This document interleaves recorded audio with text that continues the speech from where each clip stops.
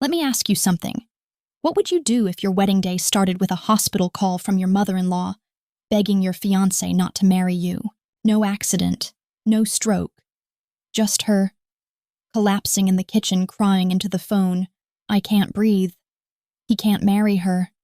Please come home." That was 2 hours before our ceremony. I was standing there in a $1 $200 dress with no groom, and deep down I knew exactly what was happening. This wasn't the first time she sabotaged something between us.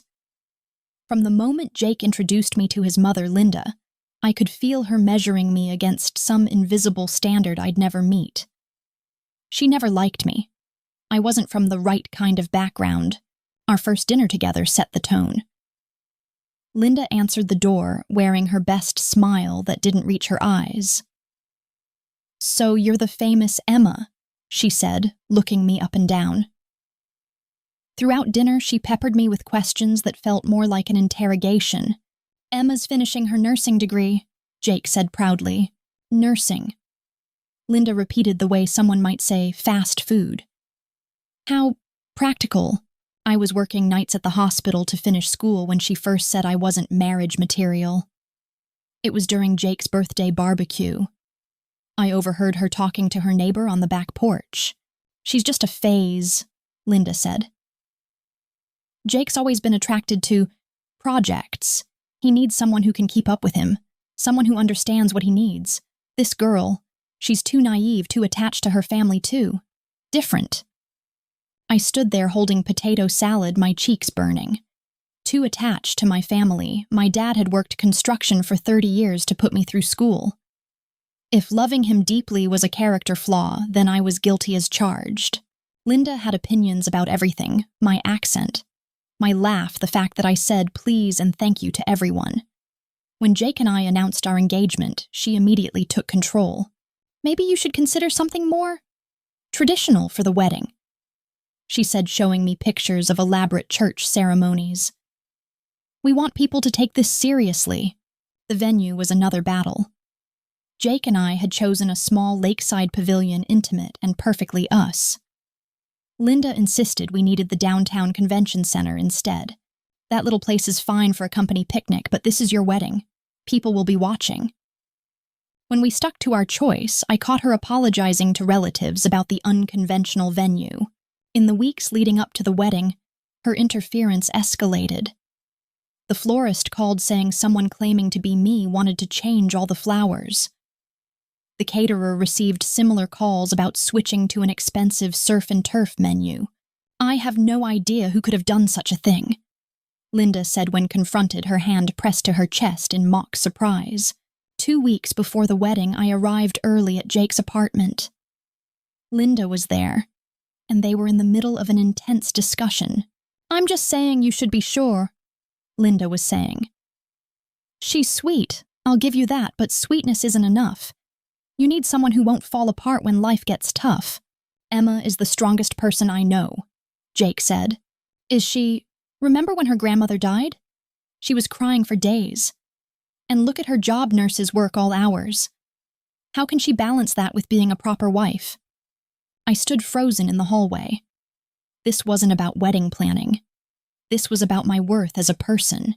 "What about kids?" Linda continued. "How can she manage night shifts and raising children?" "I don't want to discuss this anymore," Jake said firmly. "Fine, but think about what I've said. Because once you say those vows, there's no going back." The rehearsal dinner was held at Linda's church hall. During the toasts, she stood up with iced tea and a smile that made my stomach churn. "I want to welcome Emma to our family," she began.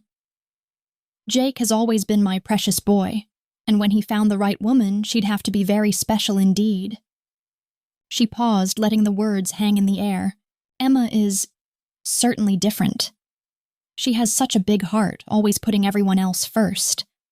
I just hope she remembers to put Jake first, too." The room fell quiet. "Marriage is about sacrifice." Linda continued, her eyes locked on mine. "It's about knowing when to be strong and when to step back. I have faith that Emma will learn what it means to be a wife worthy of my son." Our wedding day dawned clear and beautiful. I woke up surrounded by bridesmaids and gentle chaos. For a few hours, I forgot about Linda's disapproval. At 10 a.m., my phone rang. Jake's name appeared on the screen. "Hey, shouldn't you be getting ready?" I answered, laughing. "Emma." His voice was strained. "Something's happened. It's my mom. She collapsed. She's at the hospital." The coffee mug slipped from my hand, shattering on the floor. "Oh my God, Jake, is she okay?" She called me crying, saying she couldn't breathe, that she can't handle me getting married today. She needs me to come. The room went silent. "Jake, wait. Your mother has been against our wedding from day one. Now, 2 hours before the ceremony, she suddenly has a medical emergency. She's my mother and she's sick. Is she, or is this just another way to stop our wedding? I can't believe you're asking me to choose between my sick mother and our wedding." But he'd already hung up.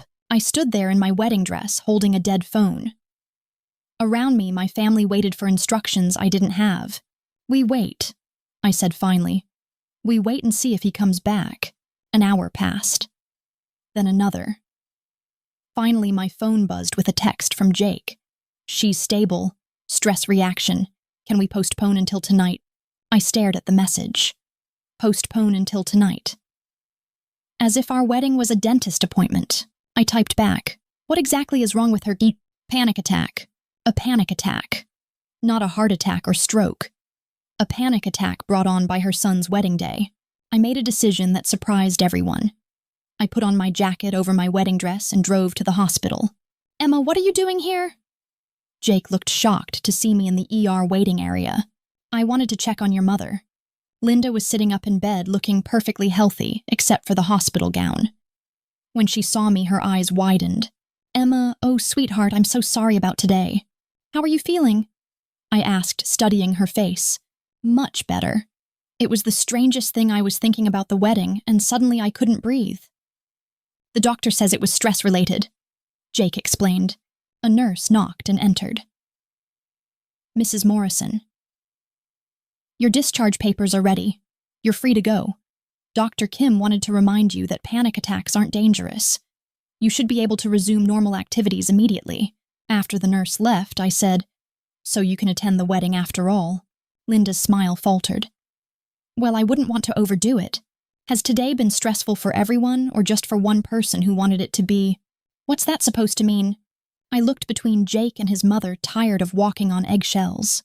"It means your mother has been trying to stop our wedding for months. And today she found a way to actually do it." "Emma," Linda gasped. "I'm in a hospital bed." "You're in a hospital bed with a panic attack that happened exactly 2 hours before your son's wedding." Linda's facade finally cracked. "Fine," she said, her voice sharp. "You want the truth?" "Yes, I think this marriage is a mistake. Yes, I think Jake could do better. This girl is going to hold you back, Jake. She doesn't understand our world." "What world is that exactly?" I asked. "The world where someone fakes a medical emergency to manipulate their adult son." "I didn't fake anything. You did it because your son was happy. Because he chose someone you couldn't control." She stood up still in her hospital gown, and I could see the woman she really was. "You're right about one thing. I don't want this marriage to happen. I think someday he'll realize it too." Jake had been silent through this exchange, but now he stood up slowly. "Mom, get dressed. We're leaving." "Good," Linda said, reaching for her clothes. "No, we're leaving to go to my wedding." Linda froze.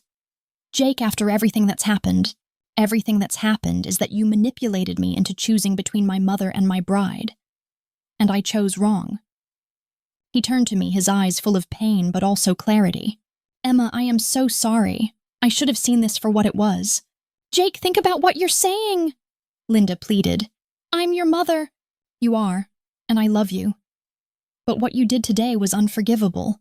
He took my hand. "If you'll still have me, Emma, I'd like to marry you today." "What happens tomorrow?" I asked slowly. "Because your mother isn't going to suddenly change. I know, I should have set boundaries a long time ago. If we do this, things have to really change. They will, I promise." I studied his face and saw determination instead of uncertainty.